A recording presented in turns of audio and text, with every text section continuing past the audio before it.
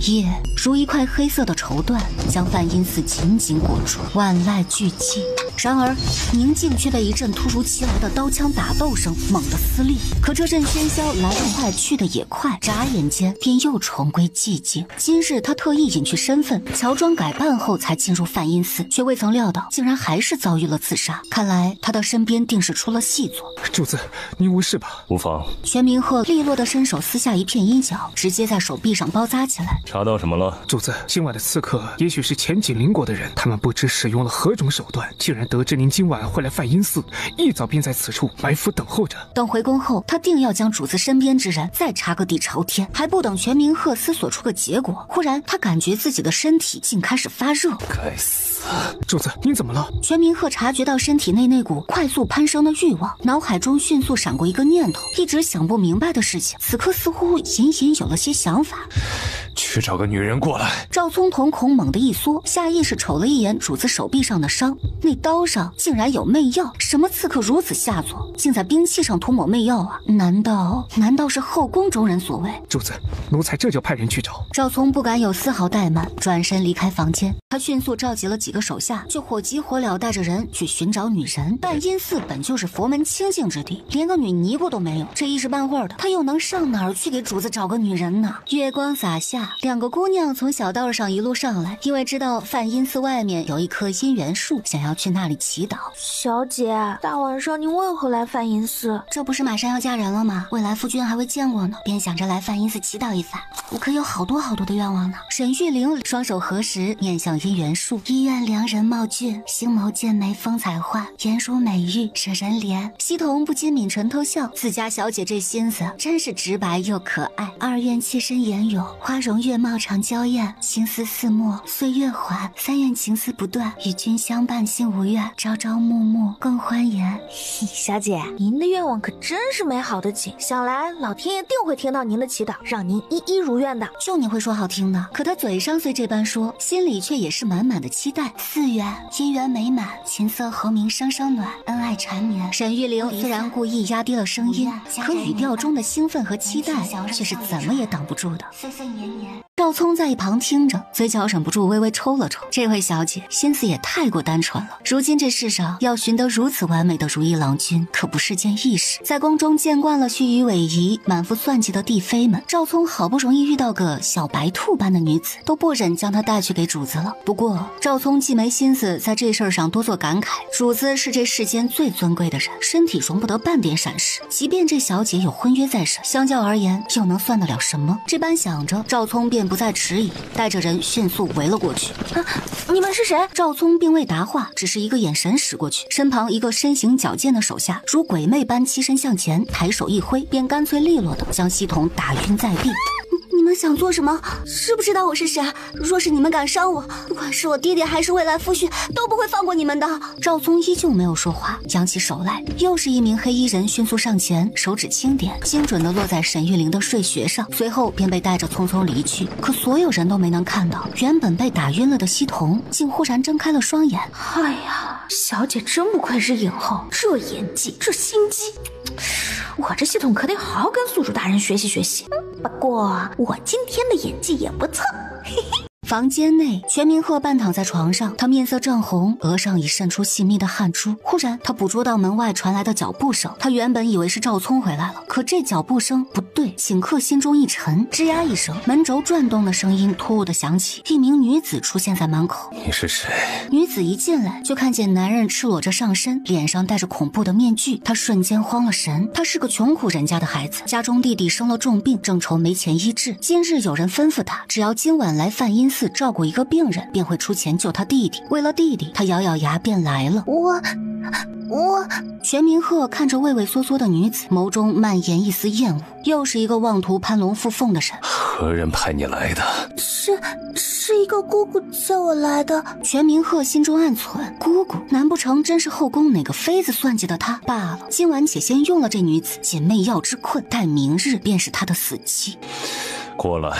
他垂着头缓缓走了过去，而此时全明鹤已微微俯身，伸出手抬起了女子的下巴，容貌虽说不上倾国倾城，但也还算能入得了他的眼。就在全明鹤准备将女子直接捞上床的时候，吱呀一声，房门竟再次被打开了。主子，我给你找到女人了。全明鹤的目光瞬间看向了门口，他又低头扫了眼脚下的女人，脚下这个分明就是有人蓄意算计他，特意送到他面前来的，背后目的不言而喻。而此时赵聪带过来那个昏过去的女人，也许心思还算干净。抬过来。赵聪赶忙应了一声，让手下人将沈玉玲放到全明鹤的床上。全明鹤睨了一眼脚下依旧跪着的女子，带下去，把她查清楚。诺。赵聪恭敬地应了一声，随后便带着人匆匆退了出去。房间内，全明鹤的目光落在女子身上，女子未施粉黛，却依旧明艳动人的让人移不开眼睛，双眉弯弯，嘴唇不点而出，五官精致如画，脸蛋小巧圆润，浑然天成，竟比他后宫之中的任何一个女子都更胜一筹。全明鹤只觉呼吸愈发沉重起来，一股难以抑制的燥热在体内再度涌起。他当下不再迟疑，伸手便直接撕开了女子的衣物。少女此刻正昏迷着，全明鹤便已未行任何抚慰之事。沈玉玲突然被一阵剧痛惊醒，陌生的感觉让她害怕。你个混蛋，你放开我！自己马上就要嫁给当今陛下亲自指婚的陵阳郡王了，可谁能想到在婚期之前竟然遭遇厄运，失了清白之身。沈玉玲拼命的挣扎，脸上愤恨又无助。今日是意外，我会对你负责。全明鹤一边说着，一边大手一伸，便将他的双手别在了头顶，让他动弹不得。我有夫君了，你放开我！色狼，坏蛋！我爹斩你人头！全明鹤却只是轻嗤了一声，只要他爹敢，可以试试。沈玉玲头发散乱，面若桃李，嘴里的娇吟控制不住的外泄出来。她也不知道身上的狗男人做了多少次，只觉得身体快要不是自己的了。全明鹤逐渐清醒，待能够控制自己的身体，终于停了下来。我不会放过你。全明鹤看着他，今晚对这女子来说确实是无妄之灾，但事已至此，那便纳入后宫吧。沈玉玲感觉到腰上的手又开始轻轻摩挲起来，不要了。可她如同小猫一般娇弱的声音，反而让全明鹤又升起一阵燥热。就这样，在无尽的纠缠与挣扎之中，夜渐渐褪去。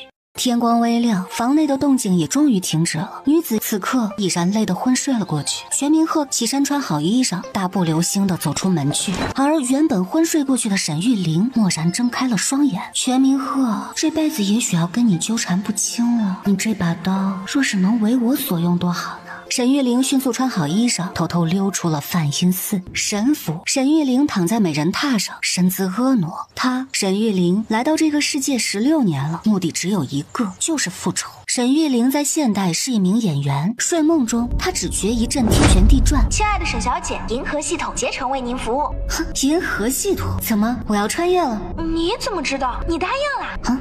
答应什么？答应去另一个世界做拯救世界的大英雄啊！沈玉玲不禁嘴角抽搐了一下，好中二的系统啊！就算是在梦中，她也绝对不会答应这种离谱的事情。不要，宿主大人，只要您完成任务，本系统就可以实现您3个愿望哦。可惜了，我的愿望就想自己完成，依靠别人来实现愿望，爽不到我。就在这时，一个温柔的声音响起：“系统，让我来和他谈吧。”你又是谁？我也叫沈玉玲，来自前朝。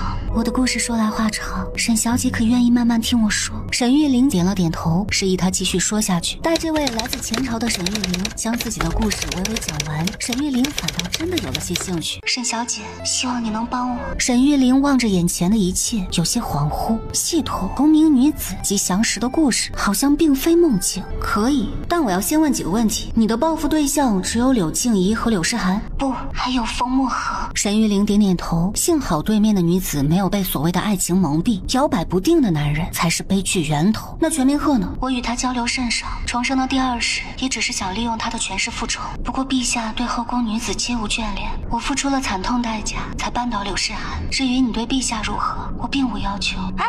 乾元帝动不得。沈玉玲白了他一眼，系统慌忙解释说，世界是有既定剧情的，乾元帝是男频大男主，没有感情线，他的功绩成就就了他的帝王传奇，之后才在这个世界的基础上衍生出了风墨恒和沈玉玲的言情线。若大男主线出错且没有替代者，那么那个世界将会崩塌。沈玉玲点了点头，之后沈玉玲问清楚自己能得到什么好处，系统也一一为他解答。若是完成任务，他可以自由选择回来的时间，其他穿越的世界过去10年，现代世界也不过1天罢了。说他在那个世界不幸失去性命，没有重来的机会，但只要完成任务，仍然可以实现3个愿望。3个愿望有一个是他一定要实现的，他想要重新见到一个人。最后，沈玉玲还向系统提出了2个要求：一是让系统化作丫鬟协助自己；二是要穿越到沈玉玲出生的那一刻，以便更好地融入世界。系统答应了，但作为交换条件，系统要求他共享原女主经历，承受原女主经历的所有情感痛苦。沈玉玲同意了承受原女主所有的痛苦经历，当然不同意也不行。赵良人安排的如何？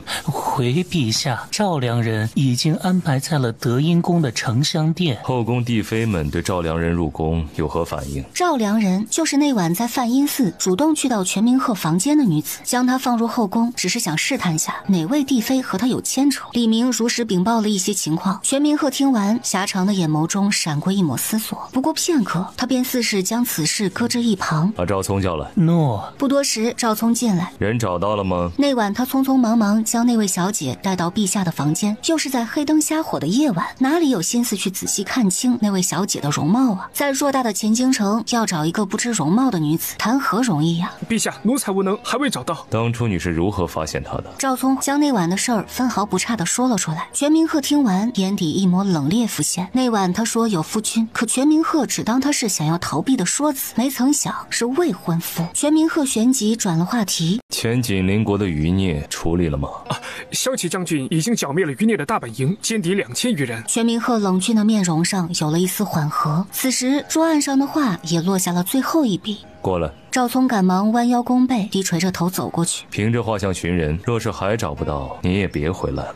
诺，奴才定为陛下寻回帝妃。全明鹤敛下眸子，他的女人即便是死，也绝不能被别的男人染指。陵阳郡王府婚房内，郡王殿下，今夜洞房花烛，你为何坐那么远的地方？沈大小姐是装不知道还是真不知道啊？沈玉玲随即噌的一下站了起来。郡王殿下好大的威风，对新婚妻子就是这样的态度吗？风墨恒脸色一沉，眸色冷了几分。哼，难道这就是沈大小姐对夫君的态度啊？他轻笑了下，走向风墨恒。那夫君想要我用什么态度对你啊？今日分明是你我第一次相见，可夫君却这么凶。风墨恒面色一凝，他这新婚妻子还真是翻脸比翻书还快，喜怒切换自如。沈玉玲见他没有说话，径自解开腰带，只剩下单薄的礼衣。今日是我们的新婚夜，夫君既然不主动，那就只能我主动了。风墨恒却是快速背过身子，你成何体统？马上将衣裳穿好。沈玉玲却不依不饶，上前围住他的腰。哼，原来前京的男子这么容易害羞吗？夫君，我们可是夫妻，你可以光明正大的看我。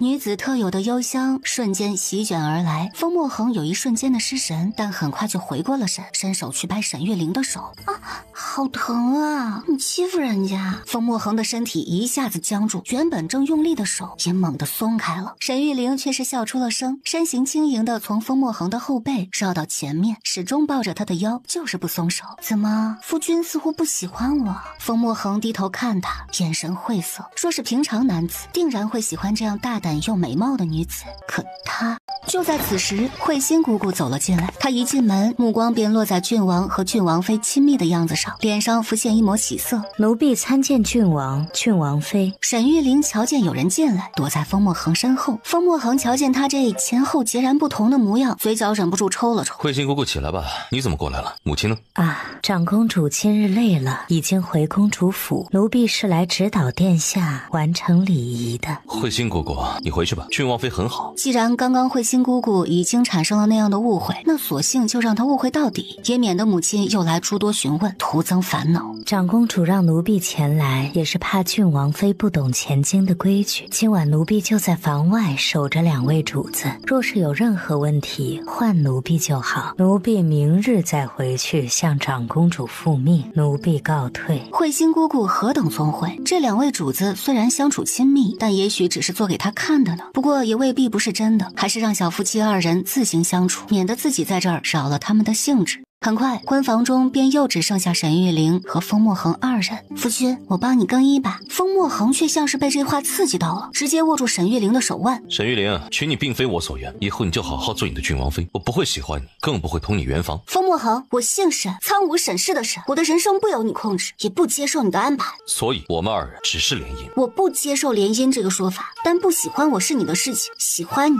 爱护我的夫君是我的事情。既然嫁入郡王府，我就会承担起郡王妃的责任。其实我心有所属，即使我讨厌憎恶你，你也喜欢我。既然是夫妻，爱着你过一生和不爱你过一生，我会选择爱你。沈玉玲的爱是纯粹的，谁是她的夫君，她就爱谁，和风墨恒这个人无关，这也是她要塑造的人设。沈玉玲将她的手放到自己的心口，风墨恒仿佛被掌心下胸口的灼热烫到了，他猛地收回手。爱，可这个世界上只有静怡爱他。不用了，我不需要。沈玉玲回到床上，男人的话她都当放屁。今日那位慧心姑姑会一直在房间外，夫君上床休息吧，我不会逼着你圆房。娘亲说了，圆房是两情相悦的事情，夫君一日没有喜欢上我，我就一日不会和夫君圆房。风墨恒望了望门外，今晚怕是不能如自己原本想的那样一走了之了。风墨恒朝着美人榻走去，不许睡那里，你过来。沈玉玲，你别太过分。床这么软，明日一早慧心姑姑来看，是一个人睡的还是两个人睡的，难道看不出来吗？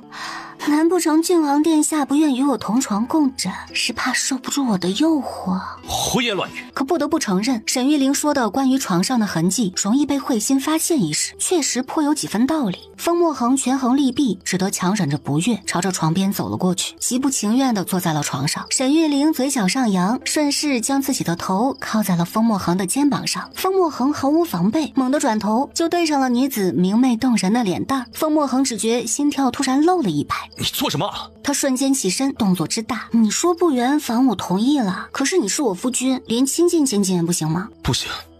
不行就不行嘛。突然似是想到了什么，一抹狡黠闪过。夫君，你是不是喜欢刘基？是，所以你不要再有任何痴心妄想。那我也许可以帮夫君保护他哦。你什么意思？母亲好像不怎么喜欢刘基，若是你在母亲面前表现得对我厌恶有加，那母亲定然会更加讨厌刘基。咱们何不就在母亲面前装模作样一番，这样既能让母亲消气，还能护得刘基周全。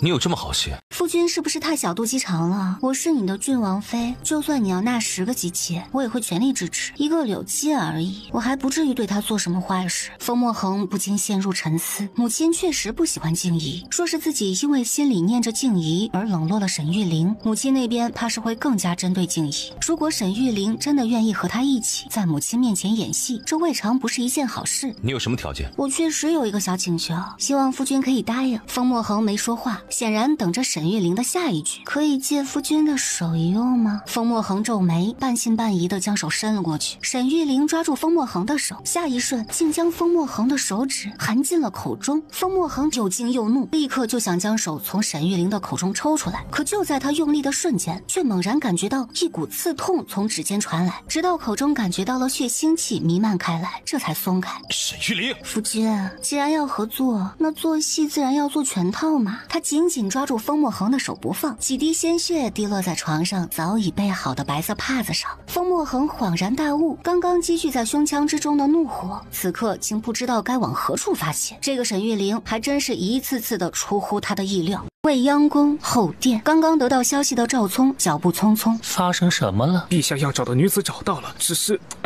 话未说完，便急忙往殿内走去。此时，全明鹤刚下早朝，回到寝宫，半靠在榻上。奴才见过陛下。起来吧。赵聪站起身来。陛下，那位小姐找到了。继续。那位小姐是沈大都护的女儿。话音落地，赵聪扑通一声跪了下去。这沈大都护的女儿可是陛下亲自指婚给陵阳郡王的，可偏偏和陛下发生了不可描述的关系。如今这叫什么事儿啊？今日是什么日子了？回陛下，今日4月初10，昨日4月初9，是太史令测算好的黄道吉日，也是陵阳郡王和沈大小姐成婚的日子。为何到现在才知道？回陛下，这几日沈小姐在沈府一直没有外出，奴才找遍了前京适龄女子，可沈小姐从西北来，又是陵阳郡王的未婚妻，许是被底下人给忽略了。奴才罪该万死，望陛下责罚。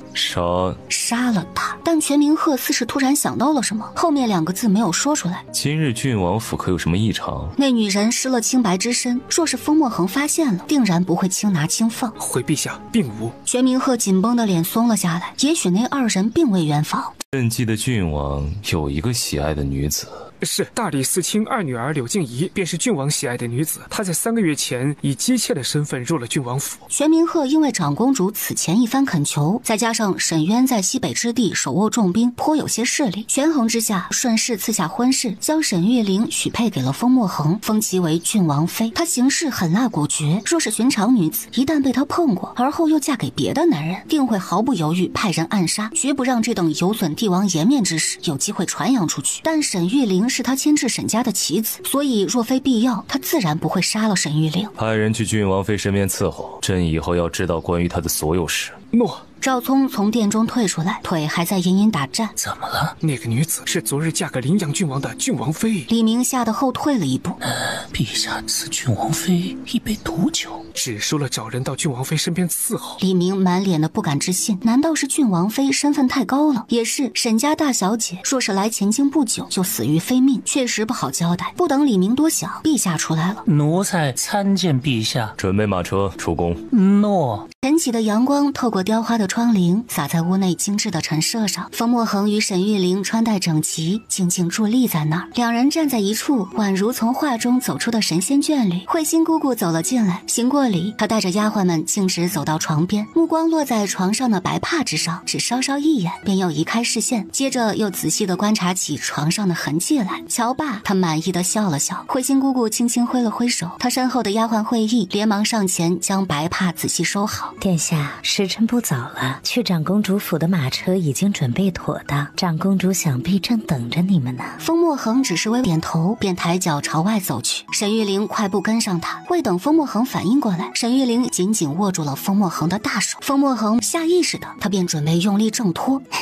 夫君，这前襟的一裙摆实在是太长了些，我怕走得急了不小心摔着，夫君牵着我可好？风墨恒手上突然用力，深深看了他一眼。好。然而他的力道大的让沈玉玲不禁皱眉，却又不敢出声呼痛。慧心姑姑在身后看着2位主子打情骂俏的模样，满脸欣慰。风墨恒与沈玉玲一路沿着蜿蜒的回廊朝着大门行去。府中下人看着2位主子亲密的模样，也不禁感叹：哇，郡王妃好美啊！是啊，难怪郡王也抵挡不住呢，一路上都牵着郡王妃的手，瞧着可真是亲密呢。郡王和郡王妃真是郎才女貌，天作之合。柳静怡听到丫鬟们谈论着郡王与郡王妃如何亲密，面色瞬间便沉了下去。风墨恒，你不是亲口答应过我不会碰沈玉玲一下的吗？给长公主请了安，风墨恒有政务处理，上了另一辆马车。主子，风墨恒似乎不好攻略啊。确实不好攻略。与他相处不过2日，我便瞧出来了，风墨恒是个明显的表演型人格。风墨恒的母亲西河长公主手握权柄，她在朝堂上搅弄风云，回了府中又纵情声色，甚至休了他的父亲。旁人畏惧他的权势，无人敢对此有半句微词。而风墨恒对他这位母亲是又爱又恨。风墨恒10岁那年，把自己无处安放的情感寄托在了一个女刺客身上，却没料到最后竟遭遇了背叛。而柳静怡当真是选准了时机，在风墨恒最为脆弱、最需要情感慰藉的时候，他接近风墨恒，成为了那个时候风墨恒唯一的感情寄托。可为何风墨恒却做不到为了柳静怡违抗长公主，坚持娶柳静怡做正妃呢？是不够爱吗？也不是，而是他风墨恒根本不懂爱。风墨恒享受的不过是别人全心全意爱他的那种感觉罢了。而他当初之所以能爱上原主，也是因为原主是个极会爱人的女子。她给风墨恒的温柔且真挚的爱意，恰恰填补了风墨恒心中那部分母爱的空缺。只是风墨恒将这一切都伪装得极好。主子，什么是表演型人格？你觉得他爱柳静怡吗？现在应该是爱的吧？那可不一定，他谁都不爱，只爱他自己罢了。你且看着吧。说罢，沈玉玲不再言语，目光落在前京车水马龙的街道上。忽然，沈玉玲瞳孔猛地一缩，停车！主子，怎么了？路旁，一个戴着面具的男子好整以暇地等着兔子自己出来。醉颜楼今日好像有表演，瞧着热闹的紧。我来前京也不久，一直未曾好好逛逛，现下想去凑个热闹。诺，主子。西童应了一声，扶着沈玉玲下了马车，转身吩咐车夫和侍卫：“你们就在醉银楼外面候着吧。”沈玉玲刚踏入酒楼大门，便有一个身形挺拔、戴着面具的男子悄无声息地跟了进去。一个负责迎客的伙计瞧见沈玉玲，竟仿佛早就知晓她会来，快步上前。夫人，我带您去我们酒楼的上等包房杏花春雨吧，那儿的风景可是整个醉银楼里最好的，包您满意。沈玉玲身子竟微微颤抖起来，也不知是紧张还是害怕。她抿了抿唇，没有言语，安安静静跟随着伙计一路从前厅往后院走去。所谓的害怕，不过是演给身后的全明鹤看的。一行人到了杏花春雨包房前，伙计引着沈玉玲推门而入，便悄无声息地退下了。而那个戴着面具的高大男人，不知什么时候也已跟到了门口。西童目光一触到这人，心中便已明了他是谁。但西童此时的身份可不能表现出知晓对方身份的样子。你是谁？你们想对我家主子做什么？西童，他是我朋友，你在外面候着吧。一踏进门，面具男子便瞧见沈玉玲背对着他，纤细的身子似乎还在颤抖。全明鹤反手将门关了，径直走到沈玉玲身后，没有一丝犹豫就掐住了她的腰，将沈玉玲往身前一带。很怕。沈玉玲仿若惊弓之鸟，用力推开男人。那日的事情我们都忘了吧？全明鹤却仿若未闻。不许和风墨恒圆房，我会想办法让你离开郡王府。我和夫君昨日新婚之夜就已经圆房了。全明鹤也不拆穿他，一步步走到他面前。那我验证一二。沈玉玲神色顿时惊悚，这要如何验证？还不等他反应过来，全明鹤竟开始慢条斯理地解他衣裙的系带。你敢！你既然知道我是郡王妃，就该知道不管是我的家世还是我夫君的权势，在前京的无人敢得罪。你说再这般无礼，我便叫人了。郡王府的侍卫可都在酒楼外面呢。可他的这一番恐吓就如同梵音寺那晚一般，对男人没有丝毫用处。别，我没有圆房。全明鹤手上的动作这才停下。和风墨恒圆房，你会死。这世上没有我不知道的事情。你到底是谁？以后你会知道的。沈玉玲又气又急，伸手就想脱下他的面具。全明鹤一瞬间便握住了他的手腕，捏得他手腕生疼。听话些，否则会受罚。沈玉玲被全明鹤强行抱在了腿上坐着，她又羞又恼，瞪着眼前神秘又霸道的男人。3个月。什么？你在郡王府再待3个月。你要做什么？我和郡王是当今陛下亲自赐婚，我和你是不可能的。你怎么不明白呢？那晚的事情也不过是个意外，你又为何要纠缠我不放？我身上流着苍梧沈氏和灵犀叶氏的血脉，家族的声誉于我而言重如泰山，我绝不能让家族因我蒙羞。若是你将我婚前是真之事揭露出去，就是逼我走上绝路，这和直接杀了我又有何分别？若不是为了顾全你的名节，根本无需等这3个月。沈家和叶家不会因此受到任何影响。沈玉玲紧绷着小脸，只是冷冷地瞪着他。怎么，陵阳郡王都不愿意碰你，你还想着与他琴瑟和鸣不成？那难道我要想着与一个身份不明、容貌不清的你琴瑟和鸣吗？伶牙俐齿。时辰不早了，我要回去了。别动，再动我就从醉银楼将你抱去郡王府。沈玉玲身子瞬间僵住，再不敢动一下。忽然，全明鹤还不等沈玉玲反应，便在她胸口上方狠狠咬了一口。你干什么？有了这个印记，想来你也不敢让风墨恒离你太近，看到不该看的地方。你无耻！随即，他也毫不示弱，对着他的胸口也狠狠咬了下去。全明鹤却没有生气，反而伸出大手扶住沈玉玲的后脑，任由他咬。待沈玉玲抬起头，全明鹤却伸手捏住她的下巴。回去吧。沈玉玲如蒙大赦，立刻从他腿上下去了。他小跑到门口，控制着颤抖的手，尽量从容地整理好衣裳，这才伸手打开门，头也不回地快步离开。全明鹤低头抚了抚胸口的齿痕，微微眯起眼睛。带爪子的野猫，若是关进皇宫好好调教一番，定能让它成为一只温顺的小猫，乖乖地讨自己欢心。另一边，沈玉玲匆匆回到郡王府，朝着自己所住的宁兰院走去。3个月，这3个月的时间，要如何攻略完风墨恒呢？回到房间，西童将房门锁上。主子，全明鹤跟你说什么啦？3个月，西童，看来我们得加快速度了。吩咐下去，让厨房今晚准备些西北那边的特色美食。就说我从西北带了西凤酒，邀请殿下品尝。西童点点头。作为一个戏童，他虽然储备知识不少，可在算计人心方面自然不太行。对了，主子，今天宁兰院来了不少丫鬟还有小厮，我会根据他们每个人的特点为他们安排好位置的。记得做好监控。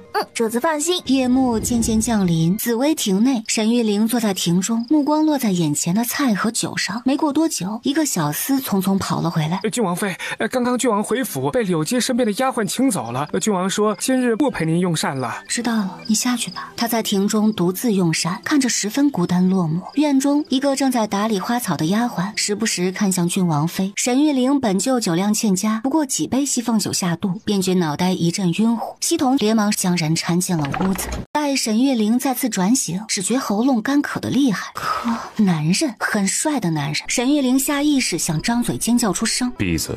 是你？他迅速地环顾了一下四周，我为什么会在这？早上刚和我见了面，晚上就要封墨恒用晚膳。今日我和你说的话，你一句都没听进去。全明鹤面色冷峻，郡王府那边传来消息，说沈玉玲晚上邀请了封墨恒前去用膳饮酒。难不成沈玉玲还想把封墨恒灌醉，好让他在醉酒的状态下与他圆房？如此一来，封墨恒便察觉不了他早已失去了清白之身了。所幸全明鹤也不再隐藏自己的身份，这位沈家大小姐胆子倒是够大，说不给他点威慑，怕是还想着安安分分做他的郡王妃呢。而沈玉玲心中存了试探之意，果真是帝王手段厉害得很。他才入郡王府不过2日，身边竟就已经有了他的人暗中窥探。沈玉玲仿若未听到全明鹤咄咄逼人的质问，一双美眸只顾着上下打量起眼前之人，衣袍之上绣着的龙纹更是威严醒目，彰显着尊贵与权势。你是当今陛下？话音落下，他像是突然意识到了什么。沈玉玲从床上起身，她不假思索地抬起手，一巴掌就朝全明鹤狠狠地扇了过去。找死！你知道再被你毁去清白之身到成亲的那几时，我内心的煎熬和害怕吗？你知道今早你和我说的那些警告让我寝食难安吗？原来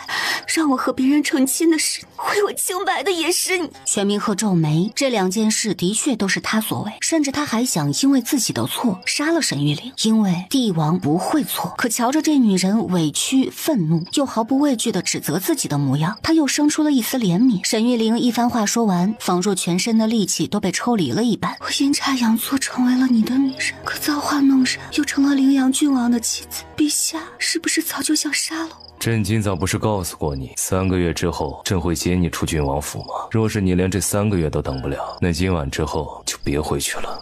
不，陛下今早说过，之所以要等3个月，是因为要保全我的名节。陛下，不要在今晚。全明鹤手指划过他泛红的眼尾，这渲然欲泣的样子真好看。还邀封墨恒饮酒吗？是陛下今早没有表明身份，所以我害怕。我想要陵阳郡王喜欢我一点点，这样他会看在我是他妻子的份上保护我。还需要他的保护吗？沈玉玲摇头，陛下会保护我吗？你听话，朕自然会护着你。不听话也想陛下护着。全明鹤心里冷哼，这女人倒是贪心。还怨朕吗？不敢，那便是还在心里埋怨着的吧。不过那又如何？小猫即便心中有怨，也只能依靠它，默默收起锋利的爪子，乖乖听话。陛下，我现在在哪儿？皇宫。皇宫？沈玉玲不禁瞪大了双眸。那我怎么回去啊？明早寅时末，朕自会让人送你回去。真的不会被发现吗？不会。沈玉玲松了口气。虽说你如今尚无帝妃之名，却已有帝妃之实。这座瑶华宫便是给你准备的入宫之后的居所。所以全明鹤顿了顿，抬起他的下巴。今晚你失寝。全明鹤悠悠转醒，甫一睁眼，便觉肩膀处传来一股压力。沈玉玲果真是不曾学过宫中的规矩，竟靠在他身上酣睡。全明鹤念及他未曾学过宫中规矩，便也暂且不去计较了。只是他还需趁着天色未大亮之前回郡王府去。这般想着，他便伸手捏了捏沈玉玲粉嫩的脸蛋。还不醒？今日不回郡王府了？回郡王府这几个字瞬间将沈玉玲从睡梦中惊醒。全明鹤见他醒来，而后才转身走了出去。李明。在外间早已等候多时的李明快步进来。陛下，吩咐人来伺候沈婕妤梳洗。诺。李明应了一声，心中却是震惊不已。封为婕妤，这可不得了啊！在这后宫之中，婕妤的位分可就只在柳昭仪之下了。看来后宫又要热闹了。天色大亮，陛下册封的圣旨果然在后宫掀起轩然大波。凭空出现了一位沈婕妤，还次居奢华的瑶华宫。不仅如此，还传出消息说沈婕妤身子不好，瑶华宫没有陛下的旨意，旁人不可随意入内。就连柳昭仪也没有打听到关于瑶华宫的丝毫消息。话说柳静怡入府已经3个月了，原本她告诉自己，就算沈玉玲是女主又怎么样？封墨恒现在很爱自己，她已经得到了封墨恒的心。可昨晚封墨恒竟然留宿在了沈玉玲那儿，今早还和沈玉琳手牵着手，不安、惶恐盈满了他的心头。他柳静怡都穿越了，难道还只能做个配角，眼睁睁地看着男女主幸福美满，自己黯然神伤？不，他柳静怡才不会做别人人生的配角。素锦院内，风墨恒和柳静怡正踱步于院内小径，借着月色散步消食。墨恒，昨日你真的没有和郡王妃发生什么吗？风墨恒停下脚步，转身面对他。我既然答应了你，自然会做的。墨恒，我今早听见府中所有人都说你和郡王妃牵着手一起去给长公主请安，我好害怕，害怕你会喜欢上郡王妃，我怕你不爱我了。风墨恒伸手将她搂进怀中，下巴轻轻抵在她的发顶。不会的，静怡，我只爱你。他怎么会不爱她呢？静怡越在意他，他就越兴奋。墨恒，郡王妃很美，出众的家世更是旁人难及，就连长公主也对她颇为喜欢，她什么都有了。可是，在郡王府里，我只有你。别害怕，我和沈玉琳不过是逢场作戏罢了。母亲本就不喜欢你，若是我冷落了沈玉琳，想必母亲会更加讨厌你。到时候你在府里的日子，也许会更不好过。原来风墨恒和沈玉琳今世亲密的模样是演给长公主看的，但是谁知道他们演着演着会不会假戏真做呢？墨恒，谢谢你。好了，不伤心了吧？随即话锋又一转，时辰不早了，你早点回房休息吧。柳静怡顿时僵住了，她今晚不留宿吗？风墨恒自是看懂了她的神情，解释道：今日我才在母亲面前与沈玉琳演了一场夫妻情深的戏码，母亲也叮嘱我要与她多多相处，毕竟这才新婚第2日，今晚我还是得去宁兰院。柳静怡袖中的手突然握紧，夫妻，为什么这2个字如此刺耳？风墨恒看着柳静怡紧绷的身体，笑得温柔极了，可眼底却似是藏了让人捉摸不透的深意。我今日没去宁兰院用晚膳，已是驳了沈玉琳的面子，若还留宿在你这儿，怕明日母亲知晓了会找你麻烦。柳静怡一听，慌忙抱住风墨恒：我不怕。静怡，相信我，我绝不会喜欢沈玉琳，我不想母亲找你麻烦，我会心疼的。风墨恒拍拍他的后背，随后将柳静怡推开自己的怀抱，转身就迈开了步子。只是他走到素锦院门口，却并未立刻离去。一阵瓷器碎裂的声音从院内传来，风墨恒却骤然间诡异的笑了，似乎对这声响颇为满意。沈玉琳嫁过来，他以为只要和沈玉琳保持距离，静怡就会一直爱他，可不曾想如今这情形竟与他设想的恰恰相反，得到了满意的结果。风墨恒大步离开了素锦院，很快就出现在了宁兰院外。此时院门内，全明鹤放在郡王府中的侍女白桦神情严肃，她知道郡王在外面，可是郡王妃还在宫中。白桦握紧拳头，若是今晚郡王一定要找郡王妃，那就只能把她迷晕了。可耳朵一动，门外传来郡王离开的脚步声，白桦猛地松了口气。第2日一大早，什么都不知道的沈玉琳没心没肺地回了郡王府，一切风平浪静。傍晚时分，风墨恒来了，屋内沈玉琳躺在美人榻上闭目养神。你究竟有什么不同？为何静怡会那么担心你抢走我？我喜欢你，静怡就会吃醋，就会越来越爱我吗？沈玉琳装不下去了，她睁开双眸，夫君怎么过来了？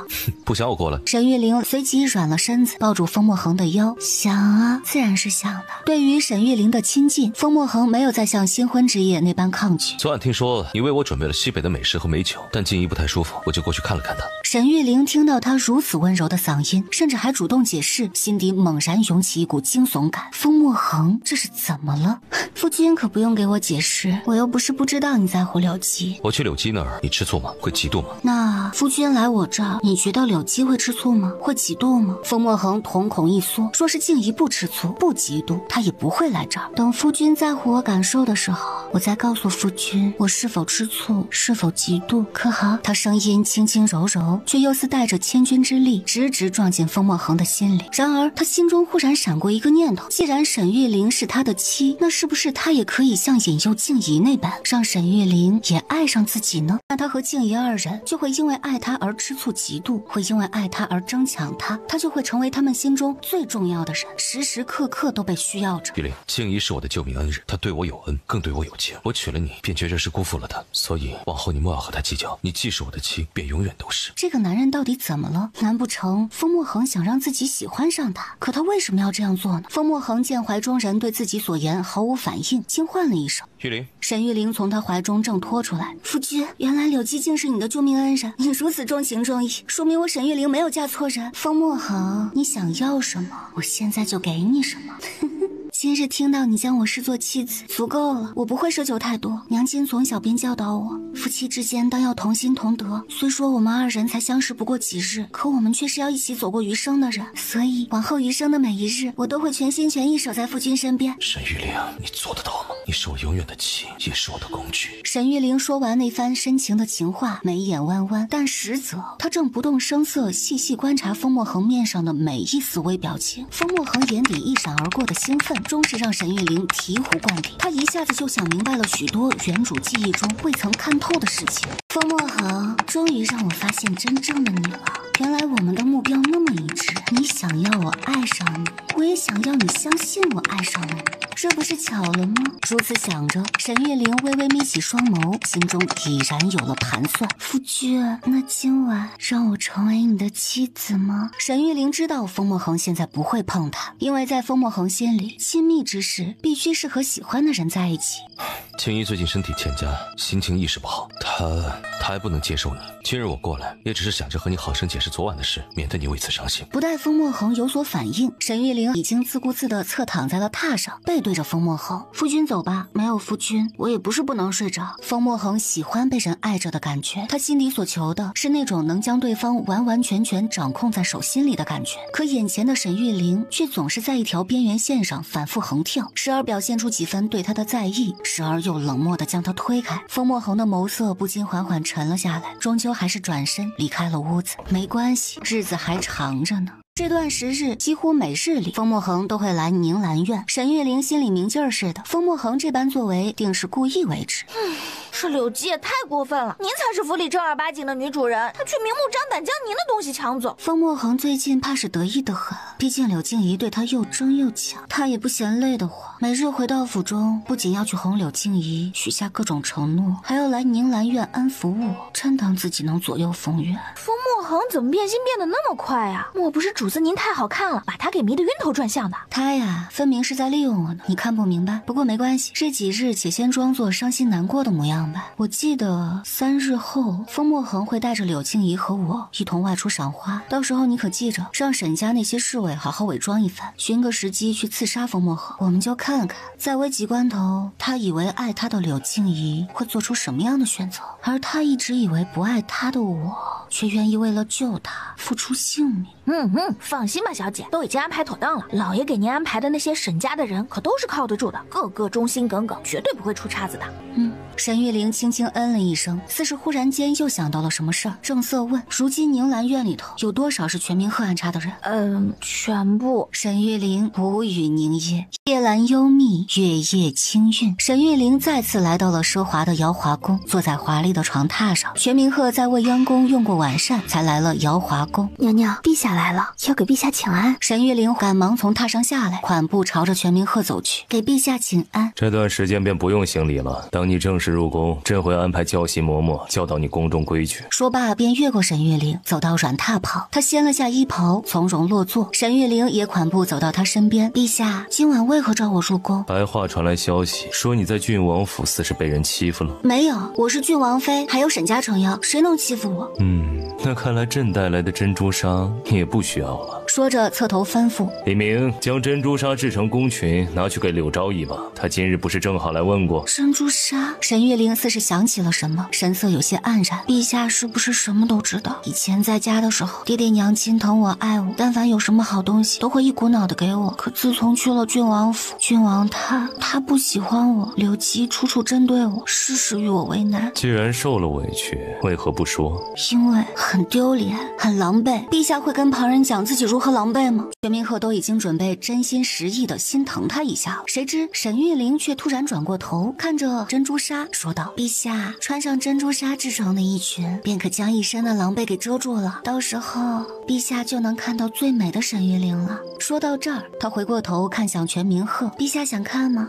全明鹤轻咳了一下，很快就掩饰住了差点溢出来的笑意。你这算盘倒是打得好，全明鹤微微抬了抬下巴，一旁的李明将手中捧着的素珠凝血衣递给了一旁的蓝英，去换上吧。沈玉玲应了一声，朝着内室屏风后面走去。蓝英捧着衣裙跟在后面，一同进了内室。娘娘，素珠凝血纱衣原本陛下是打算赏给柳昭仪的，不过今日白桦清宫禀报了您的消息后，陛下便将这衣裳送到了我们瑶华宫，可见陛下定然是十分喜欢您。沈婕妤以后都是他在身边替身伺候了，他的前程就全系在沈婕妤身上。沈玉玲嘴角虽挂着一抹笑，却未达眼底，宠物般的喜欢不值得炫耀，那他就试试好了，看能不能得到这颗帝王心。瑶华宫内室，换好了素珠凝血纱衣的沈玉玲在铜镜前仔细打量着自己，而此时在外间等候的全明鹤面上已然显露出了几分不耐。李明赶忙示意旁边站着的宫女，宫女忙轻手轻脚走进了内室。娘娘，陛下日理万机，每日里的时间都是弥足珍贵，您看。沈玉玲微挑了下眉，得，全明鹤这是不耐烦了呀。已经好了，走吧。沈玉玲也不再多耽搁，起身朝着外间走去。终于，沈玉玲亭亭立于面前，全明鹤伸出手，稍一用力，便将人抱入怀中。陛下等急了。不过值得，这衣裙适合你。谢陛下，我也很喜欢。全明鹤不再言语，直勾勾地看着他，目光中是毫不掩饰的炙热欲念。而沈玉玲可不想立刻满足这个男人。陛下会画画吗？这一声询问让立在角落当透明人的李明眉心一跳，难不成沈婕妤还想让陛下给他画画不成？会。那我为陛下舞一曲，陛下为我画一幅画，可否？朕要求很高。而此时的沈玉玲听到全明鹤冷淡的回应，心中有些不满。她退出帝王的怀抱，面上带了些傲娇。我对陛下的画要求也很高。今日你可是浪费了朕好些时间，说说怎么补偿？沈玉玲垂眸看着全明鹤，朱唇轻启，今晚奉陪到底，孺子可好？全明鹤眸光一沉，凝视他片刻。那便画吧。陛下，我也是有要求的。全明鹤倒是好整以暇，静静等着他提出要求。这身打扮，陛下还未夸赞过呢。全明鹤这才又细细打量了他一眼，沉思了一会儿。冰肌凝雪润，粉叶绽花明。还有吗？樱唇含浅笑，玉貌映朝霞。那陛下等会儿可得把我的冰肌、粉叶、樱唇、玉貌通通画出来。你倒是会给朕挖坑。罢了，今日便陪你玩闹一番，可别让朕失望了，沈大小姐。全明鹤从榻上起身，朝着瑶华宫的大殿走去。沈玉玲站在大殿正中央，全明鹤则正对着他坐下。跳什么？贵妃醉酒。贵妃是什么？哦，他说错了，前朝并无此位分啊，就是美人醉酒。全明鹤颔首，从未听过这舞蹈，说是新鲜，倒是能让他有几分兴趣。刹那间，悠扬的音乐响起，沈玉玲手持酒壶，随着乐声开始舞动，旋转摆动，身姿轻盈如燕，杯中的酒液竟没有洒出半滴。随着她不断旋转，纱衣飘舞，美不胜收。全明鹤坐在上首，竟仿佛真的被沈玉玲带入了美人祭酒消愁的场景之中。乐声到达高潮之时，沈玉玲目光迷离，一步一步踮脚走向他。清冷仙子借着酒后的娇憨，坐进帝王怀中。至此，一曲舞毕。陛下满意否？沈玉玲听到了满意的答案，玉手指向依旧空白的画卷。可是我不满意，陛下金口玉言，怎能哄骗我？坐旁边，朕现在画。沈玉玲从他腿上下去，乖巧地坐到了他的左手边。全明鹤脑海中回忆着沈玉玲刚刚跳舞时的每一个神态，每一处身姿，细细斟酌之后，便抬手挥毫。不过寥寥几笔，又仙又玉的美人形象便赫然跃然纸上。满意否？喜欢。陛下画技高超，一笔仙姿，满纸盈韵，极好。沈玉玲绕过摆放着画卷的桌案，走到全明鹤的右边站定。陛下，我可以题字吗？全明鹤凝神看了他一眼，点头。沈玉玲手持毛笔，而后在画卷右方的空白之处落下字迹。如何？玉墨轻云绘起言，风姿绰约似灵仙，线条勾勒情无尽，一指丹青胜万千。只是看到最后一句，全明鹤轻声念了出来：但愿倾城色，常驻帝王襟怀。全明鹤沉默片刻，将沈玉玲横抱起来。你现在就在帝王怀，何必想以后？沈玉玲心中暗自轻嗤，你现在不想要，以后想要的时候可别求我。全明鹤抱着他径直朝寝殿走去，只余下大殿之中尚未收起的画卷静静散发着墨香。瑶华宫内，晨光尚未透进重重帘幕，全明鹤转醒，他微微皱眉，看着怀中仍在酣睡的女子，不禁暗自思忖，每次来瑶华宫似乎总是不经意间就留宿了，也不知是不是这女人故意为之。只是沈玉玲未曾经过宫廷礼仪的教导，每次入睡总是黏着她。此刻全明鹤只觉肩膀一片酥麻，心中纵有无奈，全明鹤也还是忍着没有将沈玉玲唤醒。从床上起来，全明鹤便踱步出去了。李明赶忙上前，陛下万安。全明鹤顿了顿，本欲吩咐李明去给沈婕妤找个嬷嬷来教导礼仪，可话到嘴边却又咽了回去。无事，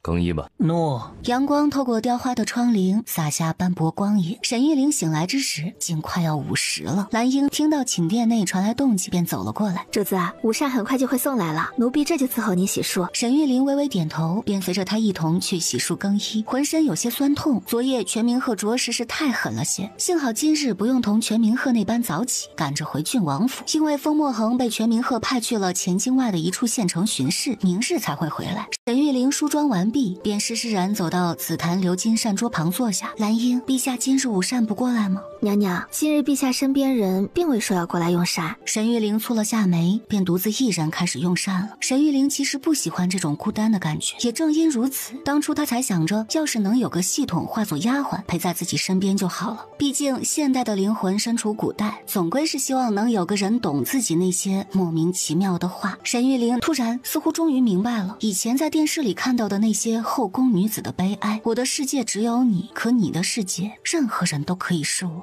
沈玉玲不禁掉下一滴泪来。一直在旁关注她的兰英见状吓了一跳。娘娘，您怎么了？是不是想陛下了？陛下白日里政务繁忙，几乎是不入后宫的。我没事，只是共情能力太强了，稍稍想到一点悲伤的事情，眼泪便会忍不住流下来。兰英听了却是一脸疑惑，她听不太懂娘娘所说的共情能力是什么意思，只当是娘娘因为思念陛下而找到托词罢了。午后，全明鹤用过午膳，便手持一本帝王纪要随意翻阅着。李明在一旁站着，心里却一直纠结着要不要将瑶华宫那边的事儿禀报给陛下。陛下此前可是说过，后宫之事只要不涉及皇嗣，不牵扯朝政，便无需特意来禀报。可李明想着陛下对沈婕妤不同寻常的特殊对待，终究还是准备开口了。陛下，今日沈婕妤用午膳时似乎哭了。全明鹤皱眉看向李明，你们没伺候好。许是沈婕妤想要陛下陪着。朕昨日在瑶华宫陪了她整整一夜。李明顿了顿，将今日兰英禀报给他的那些事一五一十如实禀报给了陛下。全明鹤听完眉头紧拧，是不是自己对他太过放纵了些，让他恃宠生骄，进而觉得自己这个帝王应当时刻陪着他不成？沈婕妤休息好了，就送她回郡王府吧。诺。李明赶忙应了，转身离开。果然陛下的心思不是他们这些做奴才的能随便猜透的。沈玉玲从皇宫回到郡王府，便赶忙与西彤再次确认了明日的各项安排，而后在心中慢慢盘算着明日要说的那些台词。第二日，风墨恒派人来唤沈玉玲去前京外赫赫有名的英旭山赏花。沈玉玲接了传唤，便款步来到郡王府门口。夫君打扮的久了些，便来的有些迟了，还望夫君见谅。无妨，我和静怡也刚到。给郡王妃请安。妹妹不必多礼，出去叫我一声姐姐就好。是姐姐。柳静怡温柔地笑着应，可眼眸中隐隐带着一丝冷色。不多时，陵阳郡王装饰豪华的马车便稳稳行至英旭山下，待马车停稳，这才跟着风墨恒下了马车。待到了那片樱花林，沈玉玲便随便寻了个理由离开了。沈玉玲带着西彤沿着一条小径，半晌走到一处悬崖边。之前沈玉玲便已让沈家人来此处仔细打探过了，这悬崖因常年云雾缭绕，看上去深不见底，但实则下面并非直直的垂直而下，而是有一个斜坡，即便不慎跌落，至少也不至于丢了性命。而另一边，一群乔装过的杀手已经在追赶风墨恒和柳静怡了。他的护卫之前竟然被这群人神不知鬼不觉的尽数迷晕，此刻自己真可谓是孤立无援。不知跑了多久，他们前方竟是悬崖，无路可逃了。风墨恒将柳静怡护在身后，看着慢慢围拢来的杀手，眸色幽深。柳静怡此时心里更是慌乱无比。小说中有写过男主这次被追杀的情节吗？怎么自己毫无印印象。而恰在此时，正在悬崖边赏景摘花的沈玉玲飞奔过去：“你们是什么人？可知我是谁？我父亲乃是大都护沈渊，若是你们再敢往前一步，我沈家定不会放过你们。我们今日的目标只有风墨恒，你们2个女眷，给我闪开！是谁派你们来的？哼，不需要谁派我们来，怪只怪你是长公主唯一的儿子。”风墨恒听到长公主3个字，微微眯起眸子，原来又是母亲的仇人。杀手们不再废话，猛地提刀便朝他们冲了上来。柳静怡吓得瑟瑟发抖，身子一软，竟是倒在了地上。风墨恒看了看凶神恶煞冲来的杀手，心一横，果断准备选择跳崖，如此或许还有一线生机。然而就在他准备跳下的瞬间，沈月玲竟猛地转过身子，用自己的后背挡住杀手砍来的刀。为什么？眼见着杀手的刀就要砍到沈月玲的身上，风墨恒伸手搂住她的腰，两人一同朝着悬崖下坠落而去。羚羊郡王尸骨无存，西河那个贱女人没有了唯一的骨肉，我们终于大仇得报了。之后杀手们不再停留，迅速整理形容，悄然离去。而悬崖之上，柳静怡半晌都没有回过神来，她双腿发软，挣扎着爬到悬崖边。怎么会？他们可是男女主，怎么会死呢？可若是他们没有死，那男女主的感情会不会因此死灰复燃？不，他该怎么办呢？要是风墨恒回来，他要怎么解释今日之事啊？不行，他要冷静下来。柳静怡眼中闪过一抹金光，不，谁说只有沈玉玲跟着跳了下去？她也可以。柳静怡咬了咬牙，强撑起发软的双腿，顺着崖边的一条小道，一路朝着崖底奔去。自己得装作也跟着跳下去了，等郡王府的人来巡时，也好有个说辞。沈玉玲随着风墨恒一同坠下悬崖，两人顺着斜坡一路向下滚去，所幸没让他们滚出太远，便停了下来。沈玉玲赶忙从风墨恒身上爬起来：“夫君，你没事吧？”风墨恒身上多处擦伤，方才从高处猛然落地，他怕是已经受了内伤。我没事。沈玉玲赶忙将风墨恒扶起来，让他靠在自己身上。没事的，郡王府的护卫一定很快就能找到我们的。你为什么替我挡那一刀？因为你是我夫君啊。顿了顿，他又微微扬起下巴。不管我嫁给谁，不管谁成了我的夫君，我都会爱他，就像娘亲爱爹爹一样。不是因为风墨恒，他说得很直白，可风墨恒不明白沈玉玲为何能有这样的勇气，甚至在明明知晓自己并不喜欢他，也不会爱上他的情况下，他竟然还是爱自己，还是那种能付出生命去爱的深情。难道真的有人能够不求回报的去爱一个人吗？风墨恒看着沈玉玲眼神里毫不掩饰的真挚，一时竟有些呆了。他情不自禁将自己的唇缓缓凑了上去。沈玉玲顿时瞪大了眼睛，风墨恒下意识搂住她的腰，将她紧紧贴近自己。一股难以抑制的冲动在心底涌起，他想要更进一步，想要死。